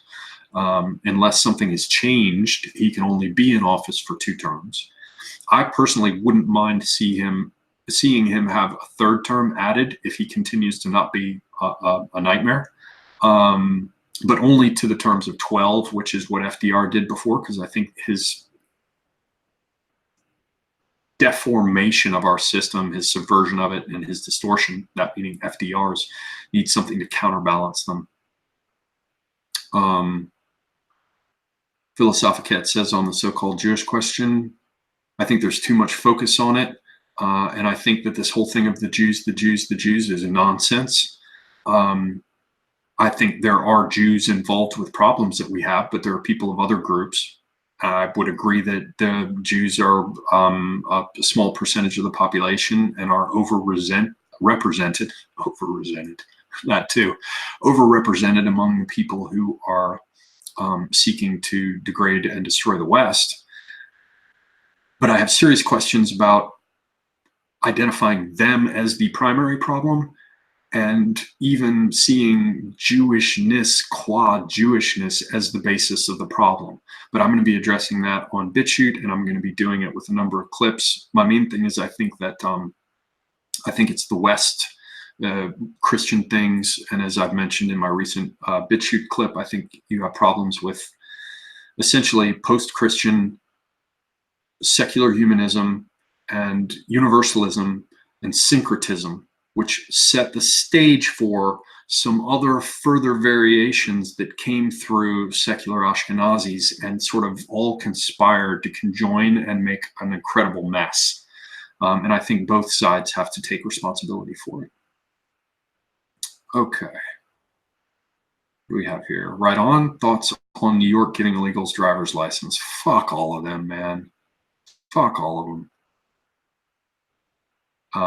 Not to dismiss you, right on, you understand me, but that's all just more headline gobbling nonsense. Nick Cage's Pyramid Tomb in New Orleans, that from Cy Sharp. I'm not familiar with it. I am not familiar with that at all. El Vaquero says, semi-agog, if diversity and inclusion involves a bunch of non-whites telling us we're evil, how in the fuck does the left think we're not going to get pushed more towards white nationalism? Well, that's a very good question. I will not answer it publicly. I'll leave that to others. What do we have here? Mr. Ixme notes that there are conservative Jews. Yes, there are. And that's another thing. I'm not like in some big rush to like push away potential allies just because I've decided that, you know, as a category, as a universal thing, that all people who fit under this category, and I have individualism with me, and it's not going anywhere. It's constitutional. It's a part of my nature. So I always stand ready to deal individually with people and make exceptions. So,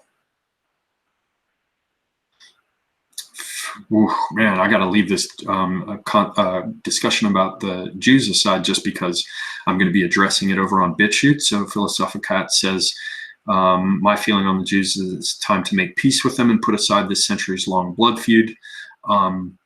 That involves a bunch of assumptions that I would have to work out, some of which I still need to learn about. In principle, I'm for it, though. And I will be discussing all of that further, but over on BitChute. Prism says, how do you think the ethnic and cultural conflicts currently dividing the U.S. will ultimately be resolved?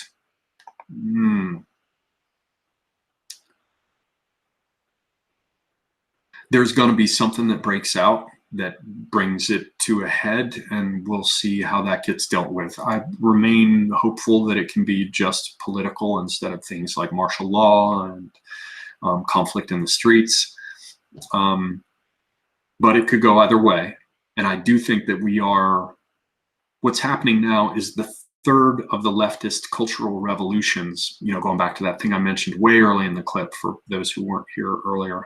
I talked about the idea of how Mao, I think it was needed three cultural revolutions, and how we had the business in the 60s and then the 90s. And then now what's happening is, what's strange is that this third of the so-called cultural revolutions really is a counter-revolution. And so a lot's going to change. There's a lot that's changing. And while I watch a lot of the places where you can see the signals, you're putting your ear to the railroad tracks or tracking the trail and trying to watch what's going on and looking at the news and going to all different kinds of sources and sites to keep a picture of it. By nature, I'm over 40 now, so I'm desynchronized to a certain extent with what's happening. So I can't read all of it, but I think there is likely to be a great deal of cultural change in the next 5 to 10 years. We'll see how much of it happens more immediately and more graphically, in more exciting ways in terms of difficulty, social problems, civil unrest. It remains to be seen. All right, I get lost now. Okay, ladies and gentlemen, sorry, I'm just not doing more Jewish questions right now. Nick Cage, Cy Sharp again. Nick Cage bought his tomb near the Voodoo princess in her house. So you're talking about Marie Laveau? I took photos of that tomb as a kid. All my family's from New Orleans, so I used to go down there all the time. I'm not aware of that. I'll look for the Nick Cage thing, though. I wasn't aware of it. Oh, you mean like Nicolas Cage? Whatever, man. He hasn't done anything good since Raising Arizona, if we're talking about the same person. All right, what do we have here? Boomer21, do you think that the millennials and the loony left, along with the migrants and illegal immigrants, might outnumber the Trump voters in 2020? Yes, they might. But the thing is, this isn't just about Trump. There's more going on. There are people backing him. It's now a full-on war. And some of the people who are fence sitters have been they've seen the progress and they've seen the money that they can make. So I think that these people that Trump has more support than he did before. So we'll see. God knows, man, there are any number of things that could happen, most of which I don't even want to discuss publicly, because, if they do happen and I talked about them beforehand, then it would seem like I knew something about it. There's all kinds of shit that could happen. And I'm crossing my fingers that it doesn't. I think Trump's chances are still very good. All right. Disciple of Bugs Bunny, shape-shifting lizard aliens. You're out of fucking control, dude. All right. Philosophicat, Semigog, what do you see as the biggest flaws in the white nationalist movement that prevents mainstream success?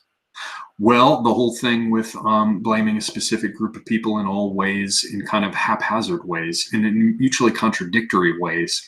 I can't lay that all at the feet of the white nationalists, because just like Jews, white nationalists they have all kinds of attitudes and beliefs, and many of them are conflicting, so it's not like there's a central white nationalist committee you can go to sort it out. You're naturally going to have a whole bunch of different opinions. And in fact, I encourage it. That's one of the reasons why I dig what No White Guilt is saying, where he's like, stick together, don't, have room for the differences. That's the whole point. He walks a good line with it, I have to say.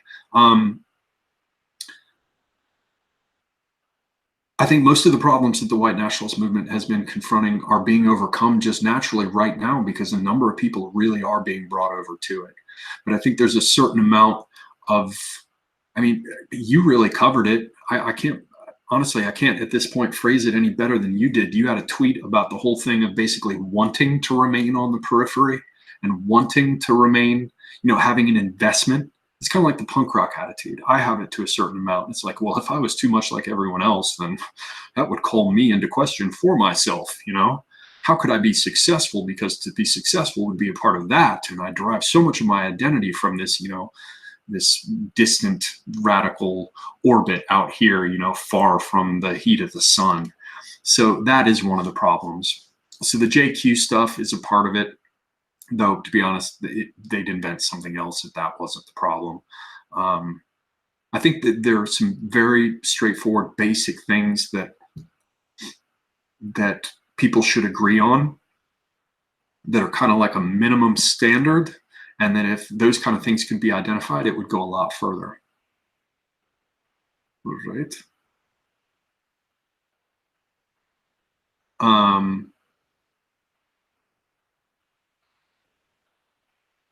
If I was dictator of the moment, what would I do? I would resign. That's not my vibe. And nor do I appreciate being a rifle target. I mean, metaphorically, sort of metaphorically. All I would do is that I would be doing exactly what I'm doing now.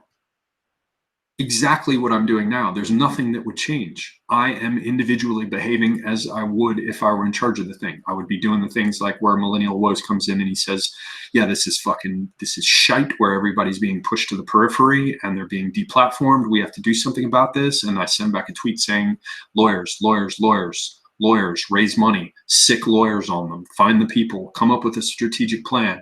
I had a thing on my Discord server where somebody's like, violence is going to break out. And I'm like, that's bullshit. Like, plan it. Don't get involved in violence. All the things that you would have to do to have violence be successful, if you did those same things and brought them over to politics, not only would you have the same chance of success, you'd have a much better chance of success than dealing with violence where the state has a monopoly. I would be doing exactly what I'm doing now, which is trying to tell people, yeah, find a way to get everybody under one banner. And that means coming up with a certain basic things that everybody can agree on. And then you can act as one on that subject because everybody agrees on it and leave all this peripheral shit elsewhere. I would say, bring in the lawyers, stop this resentful, like they did this to me, like sick a fucking lawyer on them. And that means raise money. I guarantee you that between all the followers of the various channels, you could raise 10 grand. If all the money went to what it was supposed to, you could raise 10 grand and that'd be enough to get some people looking into how to do things. But if, people across a broader spectrum raise money together, you could raise a lot more than 10 grand just from people who are white nationalists or sympathizers or whatever. And when I say I'm white nationalist, I have specifically said that I'm into a combination of civic and ethnic nationalism, but I believe that I should stand with white nationalists and just say, yeah, what the fuck do you care? Simply because you're supposed to be ashamed of saying it. And it's so preposterous that I'll stand by it. But just for the record, I am for a combination of civic and ethnic nationalism involving a supermajority. But anyway, all I would be doing is what I'm doing now. And I would be dealing with communication stuff, raising an internal banner that was sufficient to bring people together, but only on the minimum basis to allow for coordinated action to take place without like forcing everybody to get, agreed on every jot and tittle. I would be getting lawyers involved. I would be trying to raise money.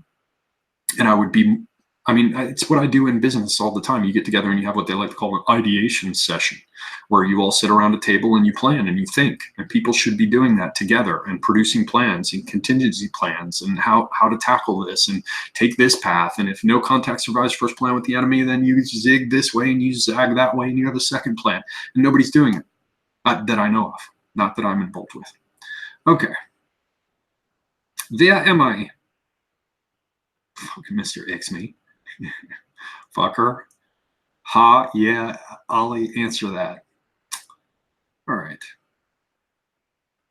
King Salmon Fish, I agree with you. I don't think the top of the pyramid is just small-hatted ones, but small-hatted ones are up there too.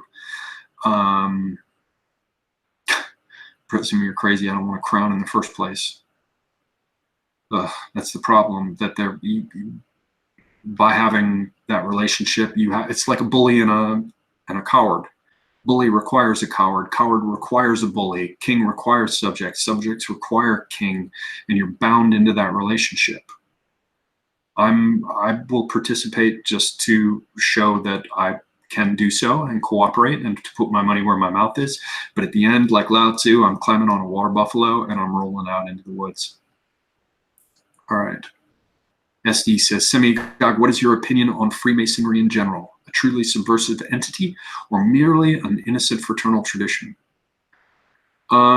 Yes. My grandfather was a 32nd, 33rd degree, whatever it is that they normally get to. 32nd is the highest, or whatever, 33rd. I have a damn Shriner's fez that I've worn before, and I know he wasn't taking over the world. He drove a gambling bus for the mob. So I have it in my family. It's Good Old Boys Network. Back in the old days, there used to be more of a millennial or a revolutionary spirit to it.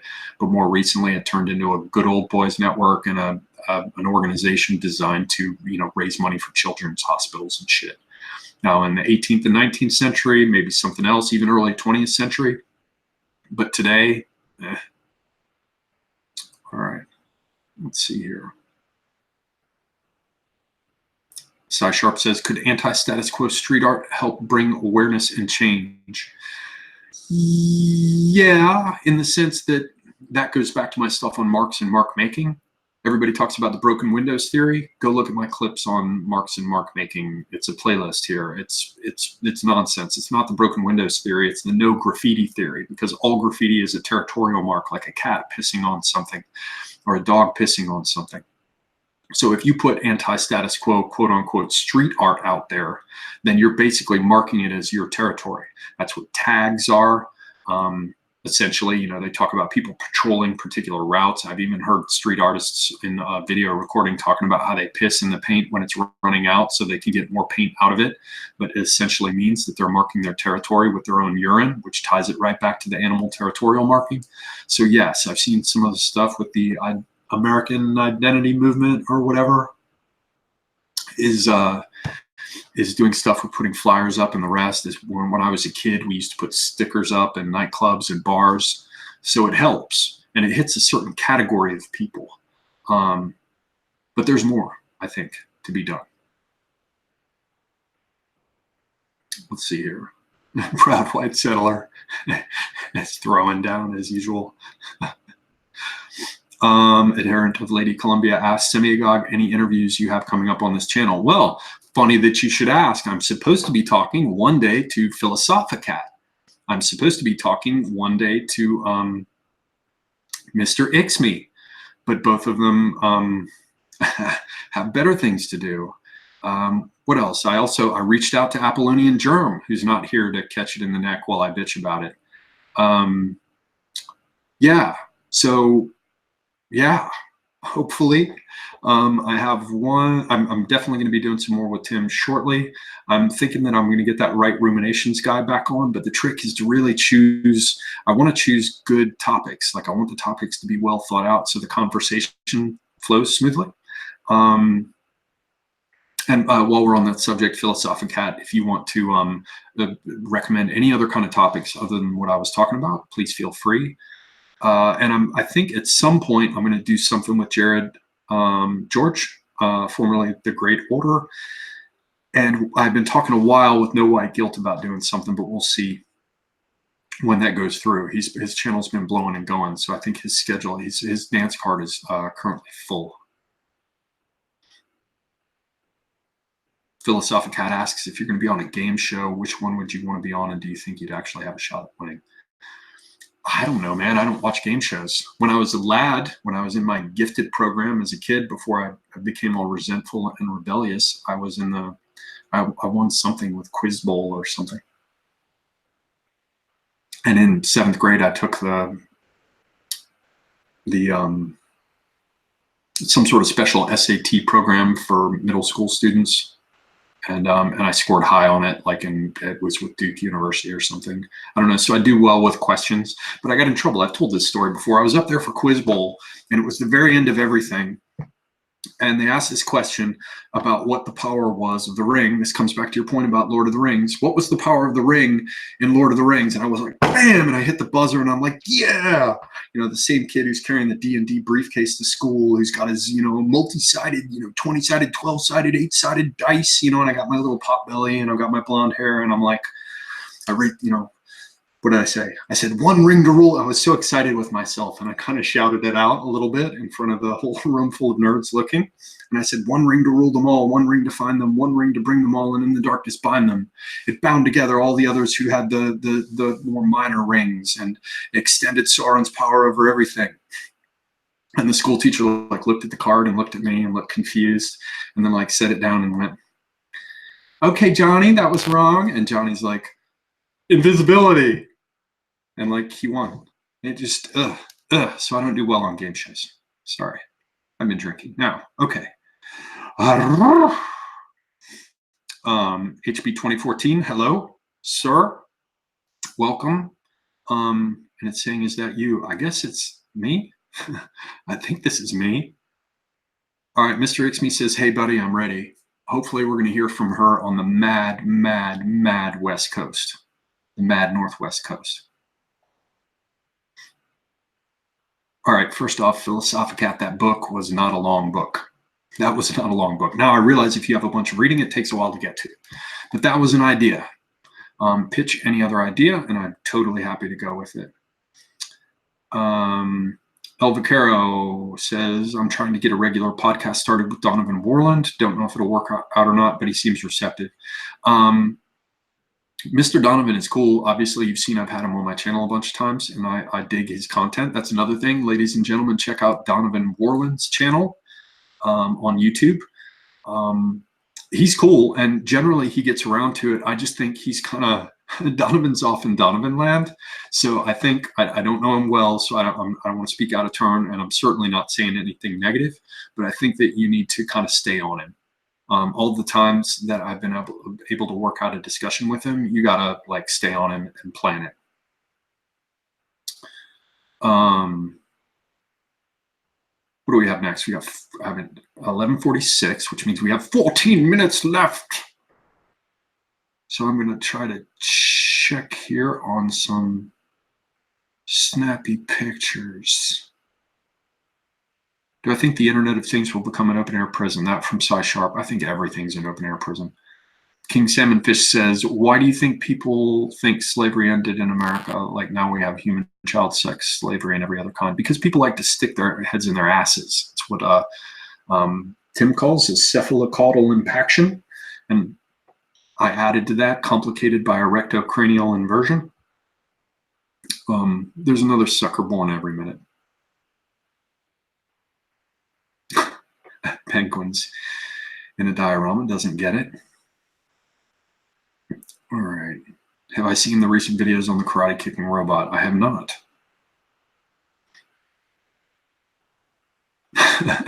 BD talking about damn commies. All right. This is from Boomer21. Quebec just finished legislating Bill 21, which means no hijab, niqab, burqa, or turban allowed in positions of authority such as cop, teacher, or judge. Sounds good to me. Take all that shit off. I don't think anybody should be wrapped up in a garbage bag or, you know, look like a letterbox. What did Boris say?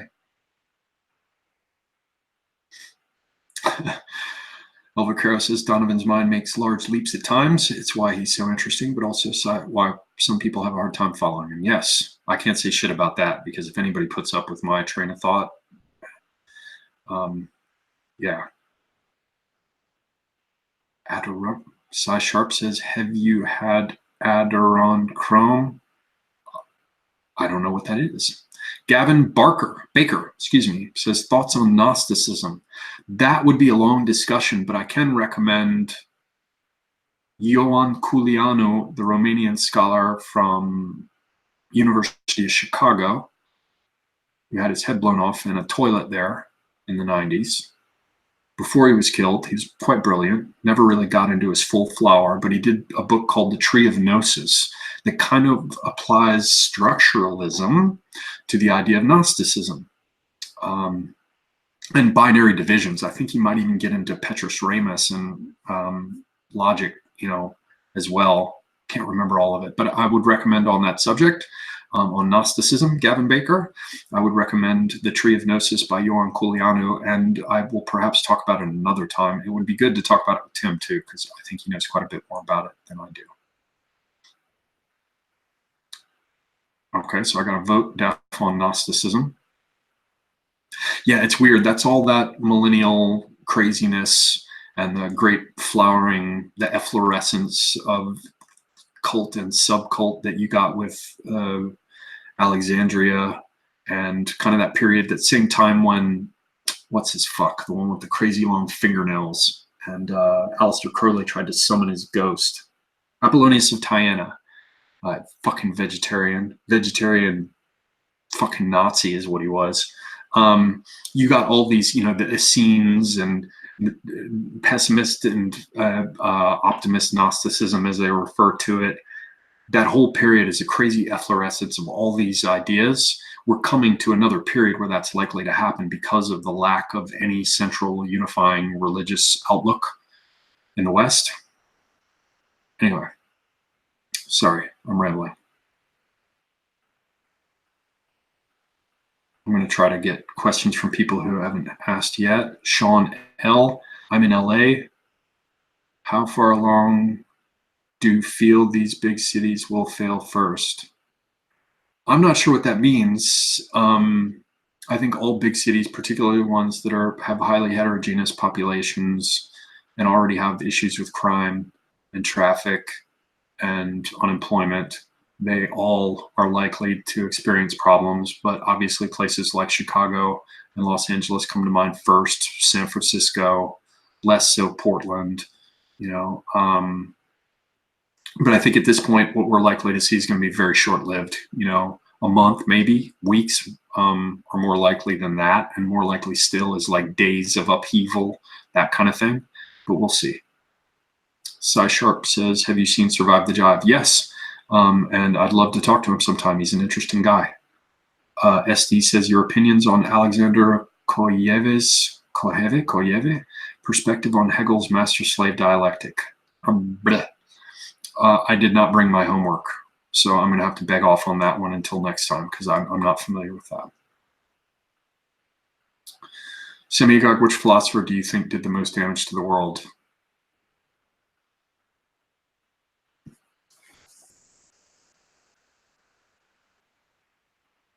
Man, I don't know. I mean, Marx comes to mind immediately, but I am now specifically, in order to refute a bunch of claims, I'm looking at earlier stuff that is, that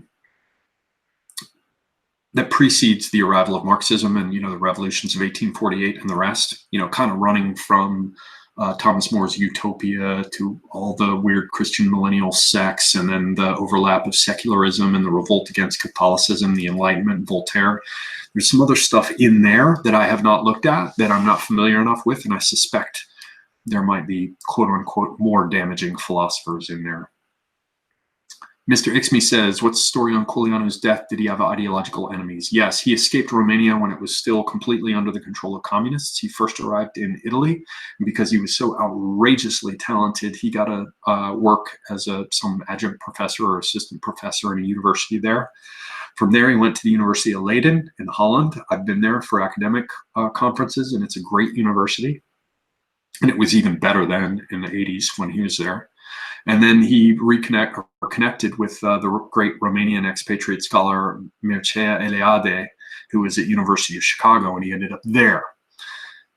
And then he started running his mouth about what was going on in Romania at the time. And that brought him to the attention of the Securitate. And he was talking about things like bringing back King Michael. And that did not win him any friends. And so they kind of did their usual thing of, weird threatening calls in the night and the rest, like, shut the fuck up. And he felt safe in the US. And yeah, he wasn't. He went to the bathroom to take a shit. I knew a graduate student who was one of his students at the time when it happened and was there when it happened. I mean, not in the bathroom, but, was in the one of the school buildings at the time. He went off to the restroom, and somebody got in the stall next to him, leaned up over the top of the stall and popped him like a 25 or a 22 or something, and left him dead on the shitter with his pants down and strolled out. I think it was a signal to any Romanian expats. Yeah, you think you can't be touched in the United States? Well, think again. So yeah, he had ideological enemies. It was the Securitate and the communist state there in Romania, because he was basically saying, look, this whole thing of how Ceausescu is got killed and Romania is now going to be free, it's all just, you know, rearranging deck chairs. It's all bullshit. It's all a show. Oh, we're almost out of time. 6 minutes left. Philosophicat says, how many hours a week do you spend reading? What are you reading at the moment? I have two types of reading. I have what's online, and I'm so embarrassed about how much time I spend reading bullshit online. Some of it useful, but a lot of it not. You know, following Twitter, looking at what's going on YouTube and the rest. I guess that's listening. Too many hours, and I'm not going to tell you. In terms of how many hours I spend reading actual books, you know, reflective text rather than luminescent or ambient, really not that much. Probably, what, 2 hours a day at most, but usually a minimum of 30 minutes to an hour daily, not including online. And I do a lot of reading online. Like I just did a whole bunch of stuff looking at the generation before the Russian Revolution, but after Karl Marx, to look at, you know, the representation of certain ethnic groups and all the revolutionaries in Russia. And that's all, you know, a bunch of reading, and some of it's academic, you know, checking Wikipedia, looking stuff up on Google Books. So enough that many times at night I go to sleep and, you know, shit looks blurry. So if you include online, and some of it's all bullshit, but minimum 4 hours a day, 4 or 5. I mean, except when I'm working, but then when I'm working, I'm reading too, like right now. 4 minutes left. Boomer says, I liked your Vlad the Impaler t-shirt. Whatever possessed you to get it stamped on? I just looked online and they had it for sale. They had it on Amazon, man, and I bought that shit in a second. Next, I'm going to get a Charles Martel t-shirt. SD says, Eliade's office at the University of Chicago mysteriously caught fire before his death in 1986. Surprise, surprise. I heard from Tim once that, what was it, that it was one or the other, I can't remember which. I think he said that during the Soviet period, the Russians got their assassins from Romania and the Chinese got them from Bulgaria if they had to do something in a Western country. I can't remember what it was. I think that's what he said, if it was him who said it. I don't want to get him in trouble. Yeah, Romania is some crazy shit. I've only been there once.